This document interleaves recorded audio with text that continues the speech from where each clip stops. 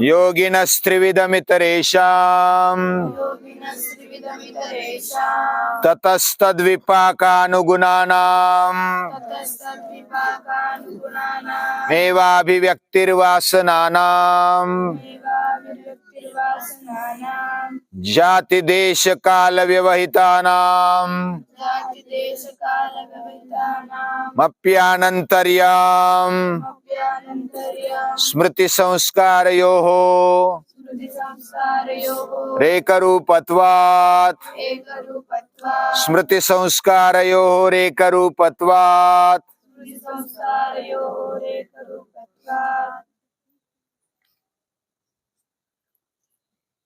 हमारा जीवन यह निरंतर प्रवाह है।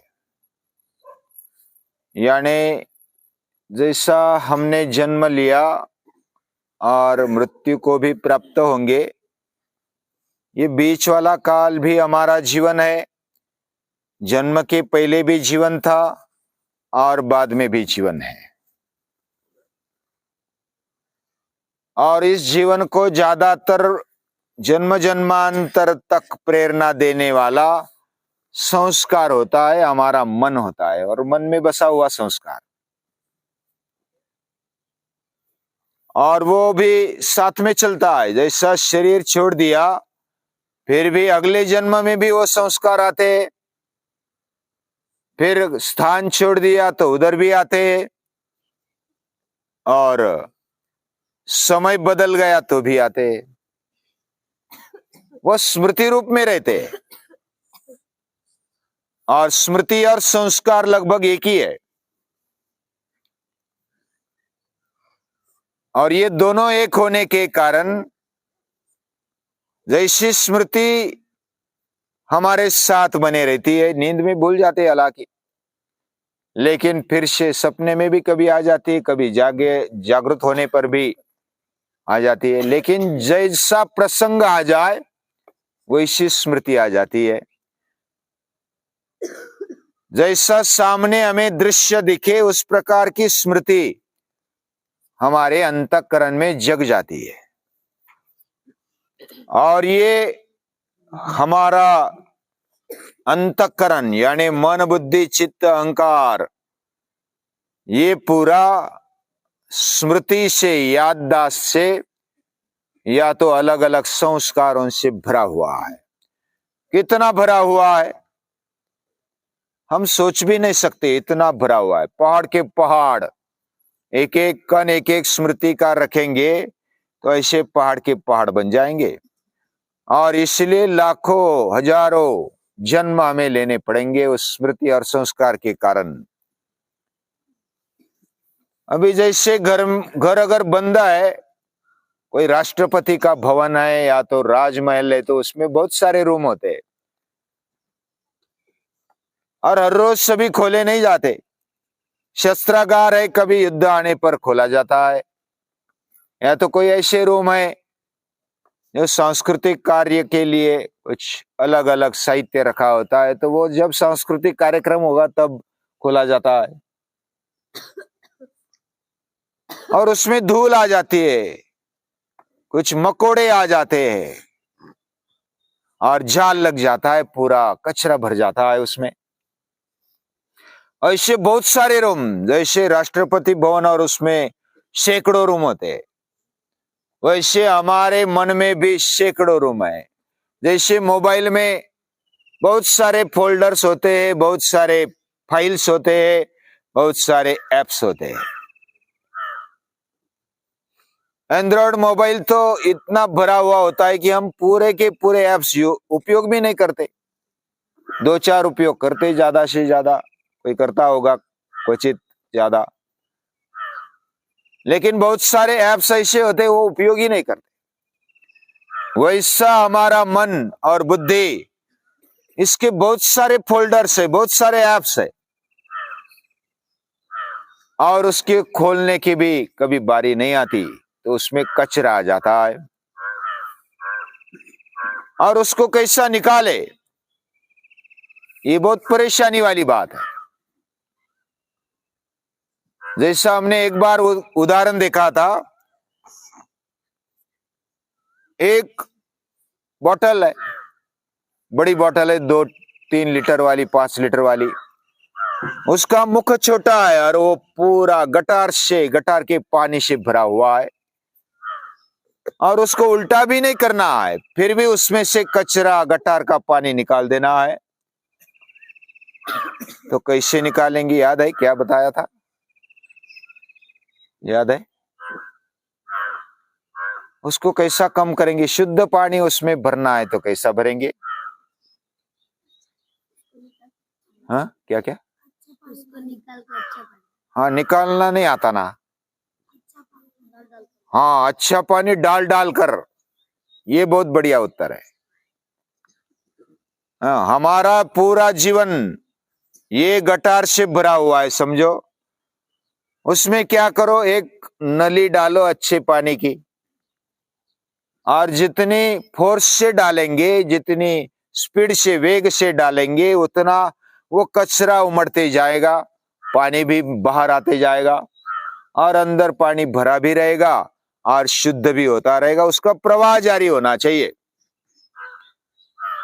उसमें लगातार पानी, अच्छा पानी भरना पड़ेगा, और ये लगातार पानी, अच्छा पानी, और वो भी वेग से, यानी कि वो भी हमें सहन होना चाहिए। बोतल अभी कच्ची है तो वो फट जाएगी, ज्यादा प्रेशर डालेंगे तो, यानी हमारा जीवन भी बचना चाहिए और शुद्ध भी होना चाहिए। इसके लिए उसको धीरे धीरे पानी डाल करके सतत प्रवाह उसमें होना चाहिए, और वो प्रवाह क्या करेगा? कचरे को बाहर निकालेगा, गटार के पानी को बाहर निकालेगा और अच्छे पानी को अंदर समाएगा।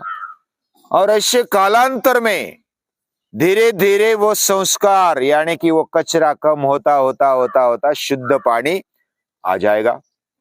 उसको समय लगेगा, लेकिन काम तो होगा। हमारी जिंदगी बचते हुए भी काम होगा। नदी वेगे न शुद्धति, नदी वेग से शुद्ध बनते जाती है, वो प्रवाहित है।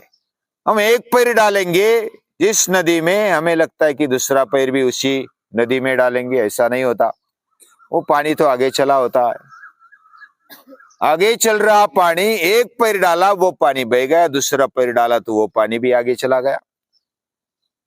यानी नदी एक ही नहीं होती, जोत भी एक ही नहीं होती, हर समय वो बदलती है। हमारा जीवन भी हर समय बदलता है और वो बदलते रहना चाहिए। उसी में नाविन्य है, उसी में मजा है, आनंद है। लेकिन वो प्रवाहित अगर नहीं होता है तो उसमें कचरा आने लगता है, गटार आने लगती है, गंदगी आने लगती है, उसमें बदबू आने लगती है। और ऐसा ही हमारा अंतःकरण है। हमारे अंतःकरण में ये जो कचरा है, संस्कार है, वो स्मृति रूप में रहते हैं। स्मृति क्या है? अनुभूत विषया संप्रमोश स्मृति।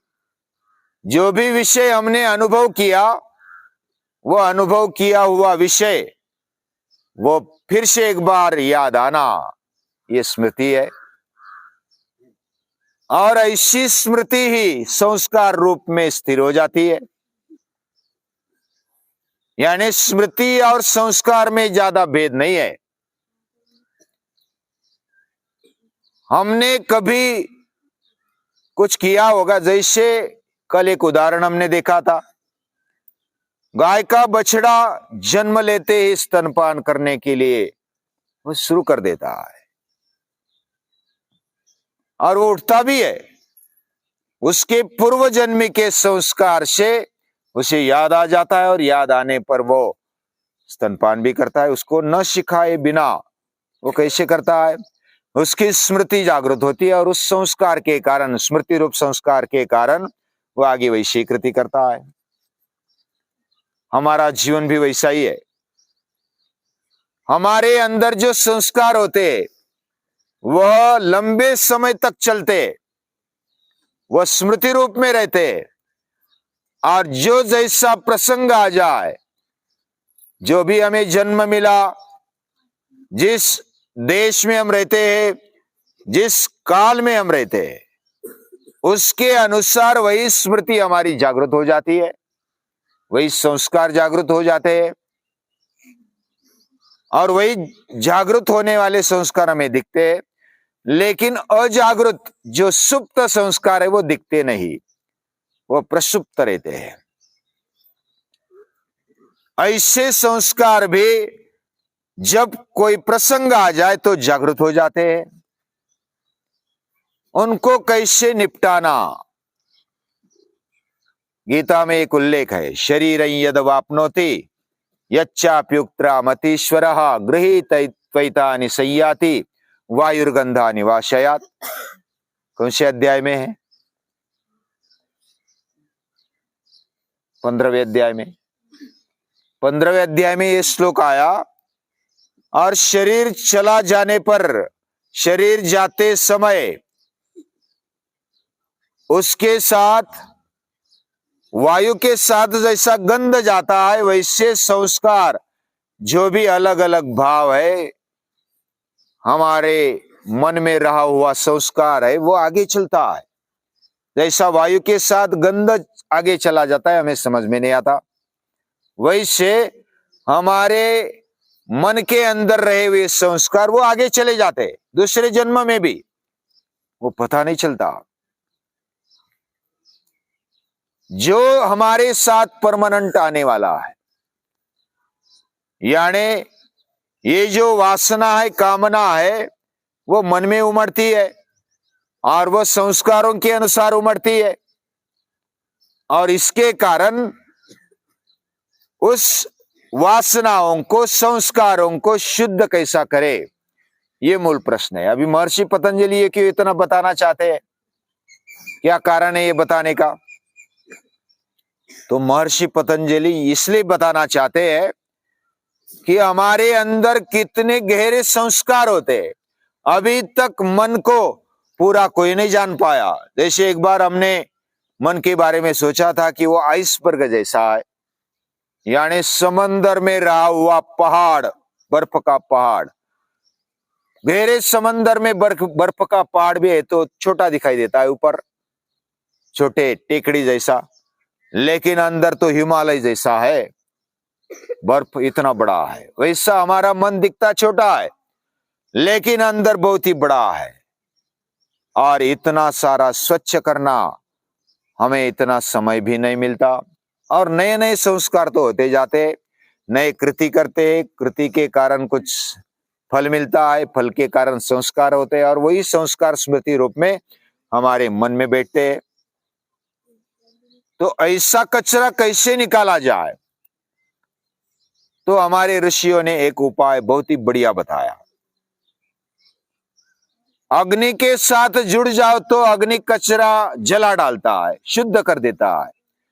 कोई भी धातु में कचरा है तो धातु में कचरा अगर अग्नि में धातु डालते हैं तो वो पिघलता है और कचरा कचरा जल जाता है, बाकी धातु शुद्ध बचता है। वैसे हमारे मन को किधर डाल दो? अग्नि में डाल दो। वो अग्नि यानी ज्ञान रूपी अग्नि में डाल दो, या तो मूर्ति पूजा कर लो, चैतन्य रूप जो भगवान है उसी में उसको एकाग्र कर लो। और वही अभ्यास हमारे ऋषि मुनि कहते हैं, मयि एव मन आदत्स्व मयि बुद्धि निवेशय, मुझ में मन बुद्धि डाल दे, निवशिष्यसि मयि एव अत ऊर्ध्वं न संशयः, हमारा मन और बुद्धि ऊर्ध्व गति को जाएगा, इसमें कोई संशय नहीं है। हमारे मन को और बुद्धि को ऊंचा उठाने के लिए, अंतःकरण को ऊंचाई देने के लिए हमारे जीवन में आवश्यकता होती है मूर्ति पूजा की। और इसलिए भगवान कहते हैं मुझ में मन डाल दे, बुद्धि डाल दे। ऐसे ऋषियों को, मुनियों को, अवतारों को याद करते हैं और उनको नमस्कार करते हैं, प्रणाम करते हैं।